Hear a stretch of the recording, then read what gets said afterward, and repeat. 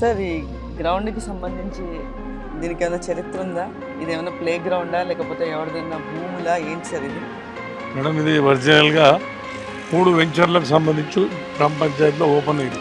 Okay. అంటే మనం ఒక విలేజ్లో ఒక డెవలప్మెంట్ యాక్టివిటీస్ చేస్తే 10% ల్యాండ్ ఇట్లా 3 పక్కల 3 వెంచర్లో ఓపెన్ ల్యాండ్. ఓకే. ఇది మేము గెలవక ముందు అంతా కబ్జా అయి ఉన్నది, మళ్ళీ పెద్ద బొంద ఉండేది.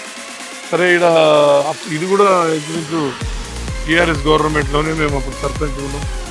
దీన్ని కూడా ప్రాజెక్ట్ అంటే క్రీడా ప్రాంగణం అని వాళ్ళ రాష్ట్ర వ్యాప్తంగా అన్ని గ్రామాల్లో ఉండాలంటే మేము దీని 3 ఎకరాలు సుమారు ఇంచుమించు 3 ఎకరాల ల్యాండ్ కబ్జా అయినన్నింటినీ తొలగించేసి కలెక్టర్ గారు తీసుకొచ్చి ఈ యొక్క గ్రౌండ్ కార్యక్రమం స్టార్ట్ చేశాము. కలెక్టర్ గారు ఇంపాసిబుల్ అన్నాం, ఈ లోతట్టు ప్రాంతం అండి, వర్షం పడితే అన్ని నీళ్ళు ఇక్కడ వచ్చి నిలుస్తాయి, ఈ గ్రౌండ్కి క్యాపబుల్ కాదన్నారు. లేదు సార్ 100% నేను చేస్తా అంటే సరే అని సార్ 1 మంత్ టైం ఇచ్చాడు.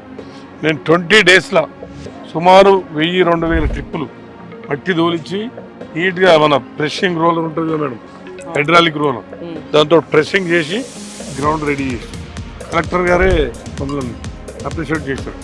చేసి తర్వాత అదే సంవత్సరం బ్రహ్మాండమైన వర్షం పడ్డాక అయిపోయింది అనుకున్న గ్రౌండ్ కంప్లీట్. సార్ అన్నాడు కదా వర్షం నీరు వస్తుందని.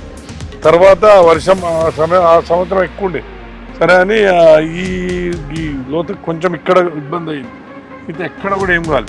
తర్వాత దీన్ని కూడా మళ్ళీ గ్రావెల్ వేసి నీట్గా చేసాం. ఇవాళ సుమారు కొన్ని వందల మంది ఎవ్రీడే ఇక్కడ వాకింగ్ చేయడం, పిల్లలు క్రికెట్ ఆడుకోవడం, అన్ని సదుపాయాలు మరి ఈ మండలంలో కాదు జిల్లాలో కూడా ఇంత మంచిగా ఎక్కడ కూడా ఇలా చుట్టూ అన్ని రకాల చెట్లు కూడా ఏర్పాటు చేశాం. కొన్ని చెట్లు మరి కరెంటు వాళ్ళు తొలగించేసారు, ఆ వైర్లకు ఇదవుతుందని గ్రౌండ్ అలా డెవలప్మెంట్ చేశాం మేడం.